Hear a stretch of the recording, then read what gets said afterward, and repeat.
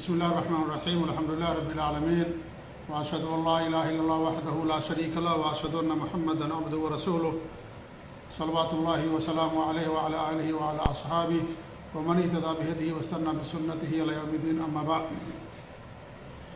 معزز ناظرین و مشاہدین و مشاہدات، لگاتار 2 دنوں سے روزے کے مسائل پر آپ کے سامنے گفتگو ہو رہی ہے۔ آج آخری درس ہے روزوں کے مسائل کے تعلق سے۔ جو کچھ مسائل باقی بچے ہیں اختصار کے ساتھ تفصیل اور گہرائی میں نہ جاتے ہوئے ان کو عوام کے سامنے بیان کرنے کی کوشش کرتے ہیں۔ اللہ تعالی ہم سب لوگوں کو اپنے دین کا علم اور فہم حاصل کرنے کی توفیق دے اور اس کے مطابق عمل کرنے کی توفیق دے، آمین رب العالمین۔ شب قدر کی فضیلت۔ شب قدر کی فضیلت 1000 مہینوں کی عبادت سے بہتر ہے۔ اللہ تعالیٰ کے ارشاد ہے، انا انزلناہ فی لیلۃ القدر وما ادراک ما لیلۃ القدر لیلۃ القدر خیر من الف شہر، کہ ہم نے اسے یعنی قرآن کو شب قدر میں نازل کیا، اور آپ کو کیا معلوم کہ شب قدر کیا ہے؟ شب قدر 1000 مہینوں کی عبادت سے یا 1000 مہینوں سے بہتر ہے۔ بہت بڑی فضیلت والی رات ہے شب قدر، جو رمضان کے آخری عشرے کی طاق راتوں میں آتی ہے۔ ان راتوں میں قیام کرنا گزشتہ گناہوں کا کفارہ ہوتا ہے۔ اللہ کے رسول صلی اللہ علیہ وسلم کی حدیث ہے، من قام لیلۃ القدر ایمانا واحتسابا غفر له ما تقدم من ذنبہ۔ صحیح بخاری اور صحیح مسلم کی روایت ہے، جس نے لیلۃ القدر میں ایمان کے ساتھ ثواب کی نیت سے قیام کیا، اس کے گزشتہ تمام گناہ معاف کر دیے جاتے ہیں۔ ظاہر ہے چھوٹے گناہوں کو معاف کیا جاتا ہے، کیونکہ بڑے گناہوں کی مغفرت کے لیے توبہ شرط ہے۔ شب قدر آخری عشرے کی طاق راتوں میں آتی ہے، یعنی 21ویں یا 23ویں یا 25ویں یا 27ویں یا 29ویں رات کے اندر شب قدر آتی ہے۔ لیکن بڑا المیہ ہے، بڑے افسوس کی بات ہے کہ ہمارے معاشرے میں ہندوستان، پاکستان، بنگلہ دیش، وہاں شب قدر کا کوئی اہتمام نہیں کیا جاتا یا بہت کم اہتمام ہوتا ہے۔ کتنے ایسے لوگ ہیں جنہیں معلوم بھی نہیں ہے کہ شب قدر کیا ہے۔ شب قدر آتی ہے، گزر جاتی ہے، اس رات کے جاگنے کا کوئی اہتمام نہیں کیا جاتا۔ لیکن شب برات جب آتی ہے تو سارے لوگ اس کا اہتمام کرتے ہیں، رات بھر جاگتے ہیں، قبروں پر جاتے ہیں، پھول پتیاں چڑھاتے ہیں، رات بھر جا کر کے عبادت کرتے ہیں، صبح میں روزہ رکھتے ہیں، جبکہ یہ سراسر بدعت ہے۔ دیکھیں کس قدر امت مسلمہ بدعت اور خرافات کے اندر کھو چکی ہے، کہ سنتوں کی کس قدر پامالی اور سنتوں سے دوری، لیکن بدعت کے تعلق سے کس قدر اس کا سخت اہتمام اور اس کی پابندی کس قدر المیہ، اور کتنے بڑے افسوس کی بات کی ہے۔ تو شب قدر بہت ہی عظیم رات ہے۔ شب قدر میں اللہ نے قرآن کریم کو نازل فرمایا، اور ان راتوں کو جاگنے کے لیے مسجد میں جانا ضروری نہیں ہے۔ انسان گھر کے اندر بھی رات کو جاگ سکتا ہے۔ اس رات میں قیام کرنا یا اس طریقے سے قرآن کی تلاوت کرنا، نیک اعمال کرنا، اور کثرت سے یہ دعا پڑھنا، اللہم انک عفو تحب العفو فاعف عنی، یہ انسان کو کرنا چاہیے۔ آخری راتوں میں رمضان کی اعتکاف بھی مسنون ہے، اور اعتکاف کا مطلب ہوتا ہے کہ اللہ کی عبادت کی نیت سے جامع مسجد میں قیام کرنا، یہ اعتکاف کہلاتا ہے۔ اللہ کی عبادت کی نیت سے جامع مسجد کو لازم پکڑ لینا، یہ اعتکاف کہلاتا ہے۔ اعتکاف مسنون اور مستحب عمل ہے، اور ہمارے نبی صلی اللہ علیہ وسلم نے رمضان کے آخری 10 راتوں میں پابندی سے اور لگاتار اعتکاف کیا ہے۔ آپ کے ازواج مطہرات نے بھی آپ کے ساتھ اعتکاف کیا، اور آپ کی وفات کے بعد بھی انہوں نے اعتکاف کیا۔ اگر کوئی انسان اعتکاف کی نظر مانے تو اس کا پورا کرنا ضروری ہوگا۔ اللہ کے رسول کی حدیث من نذر ان یطیع اللہ فلیطعہ، جو اللہ تعالیٰ کی اطاعت کی نظر مانتا ہے تو اسے پورا کرے۔ تو اگر کوئی نظر مانتا ہے تو پورا کرنا ضروری ہے، لیکن اگر نظر نہیں ہے تو اعتکاف مسنون اور مستحب عمل ہے۔ اعتکاف کی کچھ شرطیں ہیں، انہی شرطوں میں سے ایک شرط تو مسلمان ہونا ہے۔ ظاہر بات ہے ہر عبادت کے لیے اسلام ضروری ہے، ایمان ضروری ہے، اس کے بغیر اللہ تعالیٰ کسی عمل کو قبول نہیں کرتا ہے۔ نمبر 2، انسان کا عاقل ہونا، عقل مند ہونا۔ اگر انسان مجنون اور پاگل ہے تو اس پر اعتکاف نہیں ہے۔ نمبر 3، نیت یعنی انسان دل میں اس کا ارادہ ہو اعتکاف کرنے کا۔ زبان سے نیت ادا کرنا یہ دین کے اندر بدعت ہے۔ کسی بھی عبادت کی نیت زبان سے نہیں کی جائے گی، یہ حرام ہے، بدعت ہے، جیسا کہ بار بار یہ بات بیان کی جاتی ہے۔ چوتھی شرط کیا ہے؟ پاکی۔ چوتھی شرط کیا ہے؟ پاکی اور طہارت۔ اور اگر انسان اعتکاف کی حالت میں ناپاک ہو جائے، یعنی اس پر غسل فرض ہو جائے، تو اس کو چاہیے کہ جا کر کے مسجد سے نکل کر کے فوراً غسل کر لے۔ پانچویں جو شرط ہے جمعہ مسجد، ایسی مسجد جہاں پر جمعہ ہوتا ہو، تاکہ ایک بندے کو جمعہ کی نماز کے لیے مسجد سے نکلنا نہ پڑے۔ اللہ تعالیٰ کے ارشاد وَأَنْتُمْ عَاكِفُونَ فِي الْمَسَاجِدِ، مساجدوں میں تم نے اعتکاف کر رکھا ہو۔ تو مسجد یہ شرط ہے اعتکاف کے لیے، اور یہ شرط سب کے لیے، مرد کے لیے بھی عورت کے لیے۔ ہمارے ملک میں عورتیں گھروں میں اعتکاف کرتی ہیں، ساری عورتیں نہیں بلکہ کچھ عورتیں وہ گھر میں اعتکاف کرتی ہیں۔ اعتکاف کے لیے مسجد شرط ہے، مرد ہو یا عورت۔ یہ شب قدر کے لیے مسجد شرط نہیں ہے، لیکن اعتکاف کے لیے مسجد شرط ہے۔ یہ عبادت ہے، اور عبادت توقیفی ہوتی ہے، یعنی اس کا دار و مدار کتاب و سنت پر ہوتا ہے۔ لہذا ہم یہ نہیں کہہ سکتے کہ بھئی شب قدر کے لیے مسجد نہیں ضروری ہے تو اعتکاف کے لیے کیوں مسجد ضروری ہے؟ اس لیے کہ اللہ تعالیٰ نے فرمایا وَأَنْتُمْ عَاكِفُونَ فِي الْمَسَاجِدِ، تو مسجد یہ شرط ہے اعتکاف کے لیے۔ لہذا اگر کوئی عورت اعتکاف کرنا چاہتی ہے تو مسجد میں کرے گی۔ اللہ کے رسول صلی اللہ علیہ وسلم کی بیویوں کے لیے، ازواج مطہرات کے لیے باقاعدہ مسجد کے اندر لگائے جاتے تھے خیمے، یا پردہ کیا جاتا تھا۔ حالانکہ آپ کی بیویوں کا گھر مسجد سے متصل تھا۔ حضرت عائشہ کا گھر تو باقاعدہ مسجد اور حضرت عائشہ کے گھر میں صرف ایک دیوار اور دروازے کا فاصلہ تھا، لیکن اس کے باوجود بھی وہ گھر میں اعتکاف نہیں کرتی تھی، مسجد میں کرتی تھی۔ تو اس سے معلوم ہوا کہ اعتکاف کے لیے مسجد یہ شرط ہے، سب کے لیے شرط ہے، مرد ہو یا عورت۔ اگر عورت بھی کرنا چاہے گی تو اس کو یہ شرط پورا کرنا پڑے گا۔ جیسے آپ کو طواف کرنا ہے تو طواف کے لیے خانہ کعبہ ضروری ہے، خانہ کعبہ کے علاوہ کسی اور کا طواف کرنا حرام ہے، شرک ہے، یہ ناجائز ہے۔ تو اس طریقے سے عورت کے لیے بھی ضروری ہے کہ خانہ کعبہ ہی کا طواف کرے، ہے کہ نہیں ہے؟ تو جب شرط ہے عبادت کے لیے تو سب کے لیے شرط ہے یہ۔ جیسے وضو کی شرطیں ہیں، ایسی عورت کے لیے بھی وہ ساری شرطیں ہیں جب وضو کرے گی وہ۔ تو ایسا نہیں کہ عورت گھر کے اندر اعتکاف کرے گی، عورت گھر کے اندر شب قدر کو جاگ سکتی ہے، لیکن اعتکاف کے لیے، کیونکہ اعتکاف کا مطلب یہ ہے کہ آدمی مسجد کو اللہ کے بعد کے لیے پکڑ لے، مسجد سے نہ نکلے، مسجد کے اندر رہے، صرف ضروری کام کے لیے نکلے، یہ اعتکاف کہلاتا ہے۔ یہ کیا ہے؟ اعتکاف کہلاتا ہے۔ تو یہ اعتکاف کے لیے مسجد شرط ہے۔ لہذا اگر عورت بھی کرے گی تو اس کے لیے مسجد ضروری ہے۔ صحیح بخاری کی حدیث ہے جو میں نے آپ کے سامنے پیش کیا کہ آپ کے ازواج مطہرات نے باقاعدہ جب اعتکاف کیا تو مسجد کے اندر کیا، اور مسجد میں اعتکاف کرتی تھی وہ۔ لہذا اعتکاف کے لیے مسجد بنیادی شرط ہے۔ اگر عورت نہیں کرنا چاہے تو نہیں کرے وہ۔ کتنے سارے مرد لوگ نہیں کرتے ہیں۔ کچھ لوگ یہ سمجھتے ہیں کہ اگر یہ اعتکاف فرض کفایہ ہے، حالانکہ ایسی بات نہیں ہے۔ اسی لیے گاؤں کے اندر کسی بوڑھے آدمی کو مسجد میں بٹھا دیتے ہیں کہ اگر وہ نہیں کرے گا سارے گاؤں کے لوگ گنہگار ہو جائیں گے۔ ایسا نہیں ہے، اعتکاف فرض کفایہ نہیں ہے، اعتکاف مسنون اور مستحب عمل ہے، سب کے لیے، چھوٹے بڑے سب کے لیے۔ اگر کرتے ہیں الحمدللہ، نہیں کرتے ہیں تو گنہگار نہیں ہوں گے، لیکن اس کے لیے ضروری ہے، شرط ہے مسجد کا ہونا۔ اگر مسجد نہیں ہے تو اعتکاف بھی نہیں ہے، اگر مسجد نہیں ہے تو اعتکاف بھی نہیں ہے۔ ہمارے نبی کی عورتوں کے لیے مسجد میں باقاعدہ خیمے لگائے جاتے تھے، اور اس طریقے سے جگہ خاص کر دی جاتی تھی، پردہ کر دیا جاتا تھا، تب وہاں جا کر کے اعتکاف کرتی تھی۔ تو عورت کے لیے اعتکاف اگر کرتی ہے تو مسجد کیا ہے؟ اس کے لیے ضروری ہے۔ اعتکاف کے اندر کچھ چیزیں ایسی ہیں جو اعتکاف کے منافی ہیں، جیسے بیوی سے بوس و کنار کرنا، یہ بھی کیا ہے؟ اعتکاف کی منافی امور میں سے ہے۔ بلا ضرورت مسجد سے باہر نکلنا، ایسے ہی کسی بیمار کی عیادت کرنے کے لیے مسجد سے باہر جانا، یا جنازے کے لیے مسجد سے باہر نکلنا، یہ سب اعتکاف کے منافی امور ہیں۔ آپ دیکھیں کہ یعنی یہ عبادت ہے، اور انسان یہ کہہ سکتا ہے کہ بھائی بیمار کی عیادت کرنا بھی عبادت ہے، جنازہ کے لیے جانا یہ بھی عبادت ہے، تو کیوں منع کیا گیا؟ تو اسے بات سمجھ میں آتی ہے کہ دین ہے یہ، اور عبادت کا دار و مدار انسان کی عقل پر نہیں ہے، ہمارے مزاج پر نہیں ہے۔ ہم تو کہتے ہیں کہ بھی اچھی عبادت ہے یہ، جنازے کے لیے جانا، یا اس طریقے سے بیمار کی عیادت کے لیے جانا، یا قبرستان کی زیارت کے لیے جانا، یہ تو اچھا عمل ہے، لیکن منع کر دیا گیا، نہیں کر سکتا وہ۔ جب اس نے اپنے اوپر لازم کر لیا مسجد کو، تو مسجد کے اندر اس کو رہنا ہے۔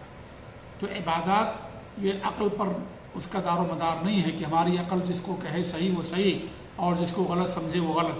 آج لوگوں نے عقل کو معیار بنا لیا ہے۔ عبادت کے لیے دلیل ہونی چاہیے، ثبوت ہونا چاہیے۔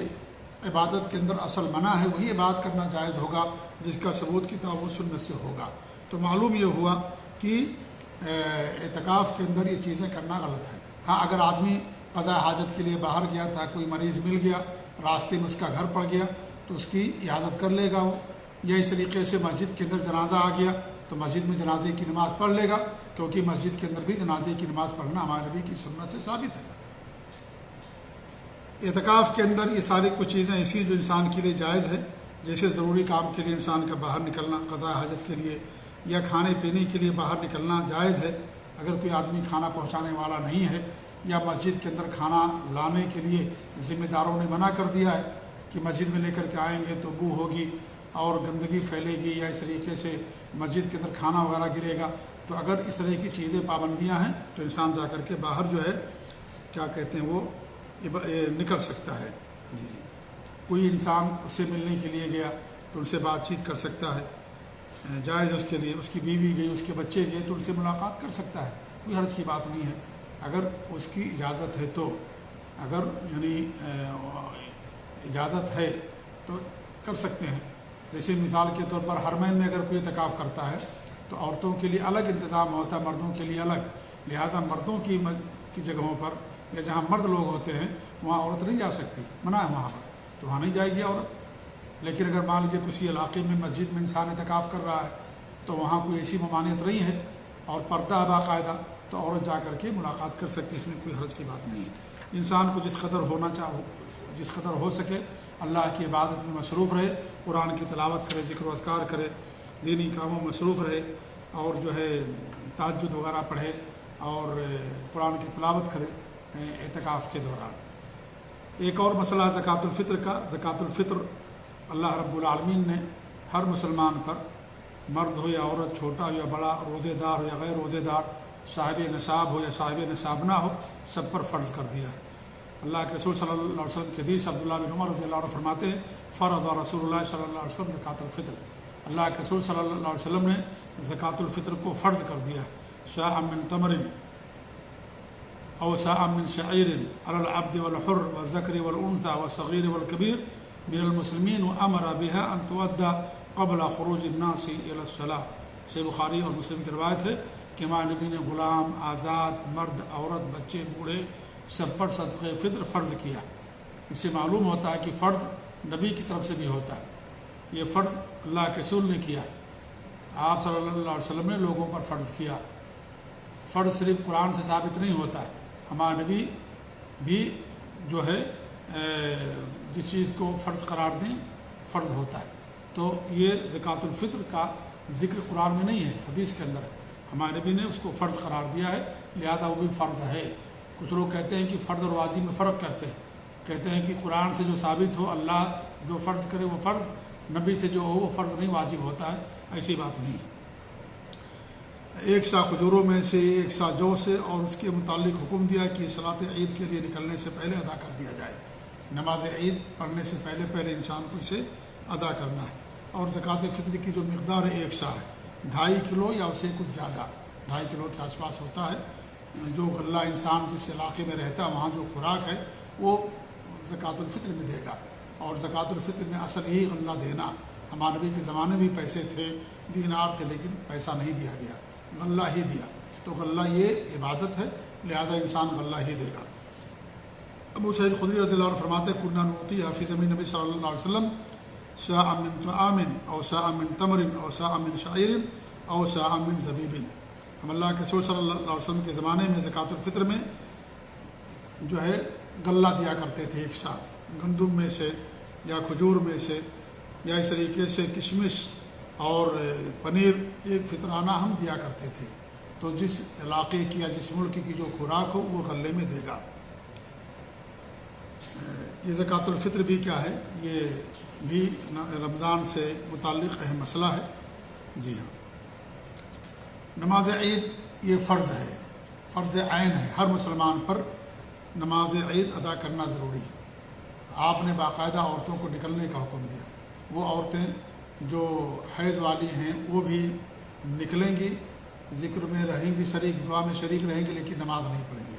اگر دوپٹہ نہیں ہے، چادر نہیں ہے تو اپنی سہیلی سے مانگ لے، لیکن نکلے تو نماز عید فرض عین ہے۔ یہ ہر بندے پر، ہر مسلمان پر فرض ہے، اور سب سے بڑا فرض ہے سمجھ لیجیے نماز عید یا صلاۃ العیدین۔ ہر بندے پر نماز عید فرض ہے۔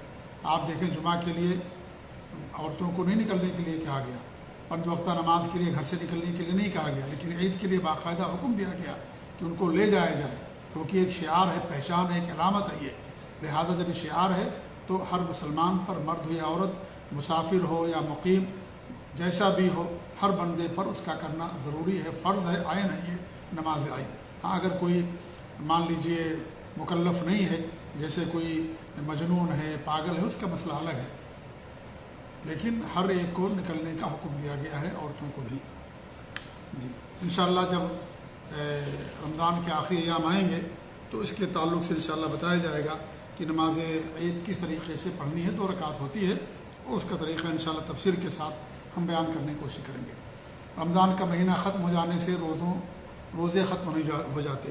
اسلام کے اندر کچھ روزے ایسے ہیں جو مسنون ہیں، جیسے ماہ محرم میں کثرت سے روزے رکھنا، یہ مسنون ہے۔ بالخصوص عاشورہ کا روزہ رکھنا، اور عاشوروں میں 9، 10 کو یا 10، 11 کو۔ ایسے شوال کے 6 روزے رکھنا۔ اللہ کے رسول صلی اللہ علیہ وسلم کی حدیث ہے، جو شوال کے 6 روزے رکھتا ہے رمضان کے بعد، اس کے سارے گویا کہ اس نے سارے سال کا روزہ رکھا۔ ایسے ذوالحجہ کے شروع کے 9 دنوں میں خاص طور سے عرفہ کا روزہ رکھنا، حاجی کے علاوہ، کیونکہ وہ روزہ نہیں رکھے گا عرفہ کا تو گزشتہ اور آئندہ 2 سال کے گناہوں کا کفارہ ہوتا ہے، جیسا کہ صحیح مسلم کی روایت ہے۔ ہر مہینے 13، 14، 15 کا روزہ رکھنا، یہ بھی صوم دہر کہلاتا ہے، کیونکہ ایک عبادت کا ثواب 10 گنا ملتا ہے۔ تو اگر آپ 3 دن رکھیں گے گویا کہ آپ کو پورے مہینے کا مل گیا، لہذا اگر ہر مہینے رکھیں گے تو گویا کہ آپ نے پورے سال روزہ رکھا۔ ایسے سوموار اور جمعرات کے دن روزہ رکھنا، یہ بھی ہمارے نبی کی سنت ہے۔ ان دنوں میں اللہ تعالیٰ کے یہاں اعمال پیش کیے جاتے ہیں، اس لیے انسان کو رکھنا چاہیے۔ شعبان میں کثرت سے روزے رکھنا، یہ بھی کیا ہے، سنت ہے کہ انسان شعبان میں جو ہے کثرت سے روزہ رکھے، اور آپ صلی اللہ علیہ وسلم شعبان کے مہینے میں کثرت سے روزہ رکھا کرتے تھے۔ نفلی صوم کے لیے ایک حکم یہ ہے، ایک مسئلہ یہ ہے کہ اگر انسان توڑنا چاہے تو روزہ توڑ سکتا ہے، روزہ توڑ سکتا ہے، اس کے لیے پورا کرنا ضروری نہیں ہے۔ نفلی روزہ پورا کرنا ضروری نہیں ہے۔ نفلی روزے کے لیے صبح صادق سے پہلے بھی نیت یا عزم ضروری نہیں ہے، زوال سے پہلے بھی انسان جو ہے کر سکتا ہے اس کی نیت۔ کچھ ایسے روزے ہیں جو مکروہ ہیں، جیسے ماہ رجب کا خصوصی روزہ رکھنا، اجر و ثواب کی نیت سے کہ رجب کے مہینے میں روزہ رکھنے کا اجر زیادہ ہے، اگر کوئی اس نیت سے رکھتا ہے تو یہ قطعاً صحیح نہیں ہے، بلکہ یہ مکروہ ہے۔ صرف جمعہ کے دن روزہ رکھنا یہ بھی مکروہ ہے، آگے پیچھے انسان رکھے، جمعہ دن جمعرات جمعہ رکھ دے یا جمعہ ہفتہ رکھ لے، اگر صرف جمعہ کے دن روزہ رکھتا ہے تو ہمارے نبی صلی اللہ علیہ وسلم نے اسے منع فرمایا ہے۔ صرف سنیچر کے دن روزہ رکھنا یہ بھی منع ہے، جمعہ سنیچر رکھ لے یا سنیچر اتوار رکھ لے، تو صرف سنیچر کے دن روزہ رکھنا یہ بھی شریعت کے اندر جو ہے منع ہے۔ صرف اتوار کے دن روزہ رکھنا بھی منع ہے کہ انسان صرف اتوار کو روزہ رکھے، بلکہ اس کے آگے یا پیچھے کسی دن کو انسان اگر ملا لیتا ہے تو اس میں تو جائز ہوگا۔ تو 3 دن ایسے ہیں کہ ان کا خصوصی روزہ رکھنا الگ سے ایک دن ہی ناجائز ہے، جمعہ، ہفتہ اور اتوار۔ ہاں اگر تینوں کو رکھتا ہے، یا اس طریقے جمعہ اور ہفتہ رکھ لیتا ہے، یا ہفتہ اتوار رکھ لیتا ہے، یا اتوار اور پیر رکھ لیتا ہے، تو اس میں کوئی حرج کی بات نہیں ہے۔ کچھ روزے ایسے ہیں جو حرام ہیں، قطعاً جائز نہیں ہیں شریعت کے اندر۔ ان میں سے کیا ہے، 3 طرح کے روزے ہیں جو حرام ہیں۔ ایک عید الفطر کا روزہ، اور ایک عید الاضحیٰ کے دن کا روزہ رکھنا۔ یہ خوشیوں کا دن ہے، کھانے پینے کا دن ہے، لہذا ان دنوں میں روزہ رکھنا حرام ہے۔ شعبان کی 30 تاریخ کو شک کے طور پر روزہ رکھنا، یہ بھی شریعت کے اندر حرام۔ اللہ کے رسول کی حدیث، جس نے شک کا روزہ رکھا، شک کے دن روزہ رکھا، اس نے ابو القاسم کی نافرمانی کی، یعنی ہمارے نبی صلی اللہ علیہ وسلم کی نافرمانی کی۔ یہ بخاری اور مسلم کی روایت ہے۔ تو شعبان کی 30 تاریخ کا شک کے طور پر روزہ رکھنا یہ حرام ہے، جائز نہیں ہے۔ چاند نظر نہیں آیا، ہو سکتا چاند ہو گیا ہو، اس لیے کچھ لوگ بڑی احتیاط کرتے ہیں، اور غلط احتیاط ہے اسلام میں اس کی کوئی اجازت نہیں ہے، تو ایسا روزہ رکھنا حرام ہے۔ نمبر 3 ایام تشریق کے روزے رکھنا 11، 12 اور 13 یہ عام مسلمانوں کے لیے حرام ہے۔ البتہ جو حج کرنے والا ہے، تمتع یا قران کرنے والا، اور اس کے پاس قربانی کا جانور نہ ہو تو اس کے لیے ایام تشریق میں روزہ رکھنا جائز ہے، باقی اور لوگوں کے لیے جائز نہیں ہے۔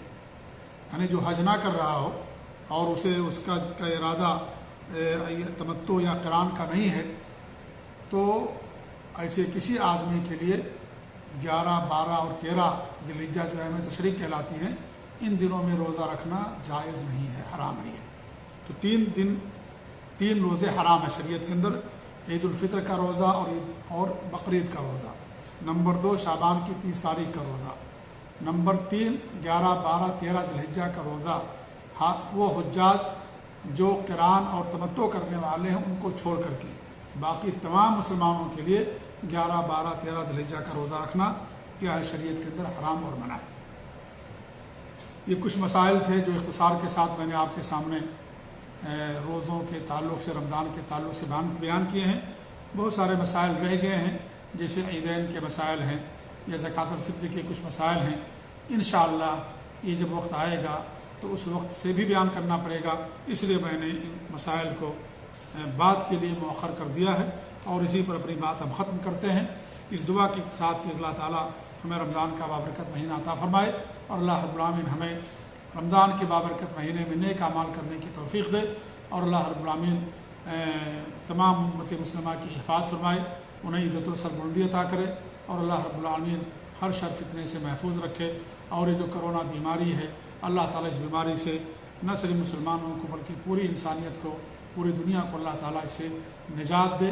ہمارے اللہ تعالیٰ سے ہی دعا ہے، اور اللہ تعالیٰ ہم سب کو توحید پر، سنت پر، سلف صالحین کے عقیدے اور منہج پر قائم رکھے۔ یہ بہت ضروری ہے۔ جب ہم رمضان میں داخل ہوں تو ہمارے دل پاک و صاف ہوں، دلوں کے اندر کینہ نہ ہو، کسی خلاف حسد نہ ہو، بغض اور عداوت نہ ہو۔ رمضان کے مسائل جانیں اور اس کو جاننے کی کوشش کریں، پڑھیں۔ کچھ لوگ رمضان کی تیاریاں کھانے پینے میں کرتے ہیں لیکن رمضان کے مسائل قطعاً نہیں جانتے ہیں، تو میرے بھائیو یہ ایسا کرنا مناسب نہیں ہے۔ ضروری ہے کہ انسان رمضان کے احکام مسائل کو جانے، کیونکہ انسان جب عبادت جانے گا، طریقہ جانے گا، تو اس طریقے پر انسان عمل کرے گا، اور اللہ تعالیٰ سے امید ہوگی کہ اللہ تعالیٰ اس کے اعمال کو قبول کرے گا۔ لیکن ایک انسان کو پتہ ہی نہیں ہے کیسے ہمیں کرنا ہے، دیکھا دیکھی کرے گا، ہو سکتا ہے جو کر رہا وہ غلط ہو اور جو چھوڑ رہا وہ کرنا صحیح ہو۔ اس لیے جانکاری ضروری ہے۔ فَعَلَمْ أَنَّهُ لَا إِلَٰهَ إِلَّا اللَّهُ، پہلے علم حاصل کیجئے کہ اللہ کے علاوہ کوئی سچا معبود نہیں ہے۔ عبادت سے پہلے علم حاصل کرنا ضروری ہے، اور علم کتاب و سنت کا، قرآن و حدیث کا، سلف صالحین کے فہم کا، یہی علم کہلاتا ہے۔ یہی نبی چھوڑ کر کے گئے ہیں، علماء اسی کے وارث ہوتے ہیں، لہذا اصل علم یہی ہے جس کے ذریعے سے انسان اللہ کے دین پر مکمل طور سے کاربند ہو سکے۔ اللہ تعالیٰ ہمیں علم حاصل کرنے کی توفیق دے، دین میں سمجھ دے۔ دین میں سمجھ اسے ملتی ہے جس کے ساتھ اللہ تعالیٰ خیر چاہتا ہے۔ من یرید اللہ بہ خیرا یفقہہ فی الدین، جس کے ساتھ اللہ تعالیٰ خیر چاہتا ہے اس کے لیے اللہ تعالیٰ دین کے اندر سمجھ عطا کرتا ہے۔ تو دین کی سمجھ اور دین کی سوجھ بوجھ، حکمت اور علم حاصل کرنا ہر مسلمان کے لیے اس کی حیثیت کے مطابق ضروری ہے۔ اللہ رب العالمین ہمیں اپنے دین کا علم حاصل کرنے کی توفیق دے، آمین۔ جزاکم اللہ خیر، وصلی اللہ علی نبینا محمد وعلی آلہ وصحبہ اجمعین، والسلام علیکم ورحمۃ اللہ وبرکاتہ۔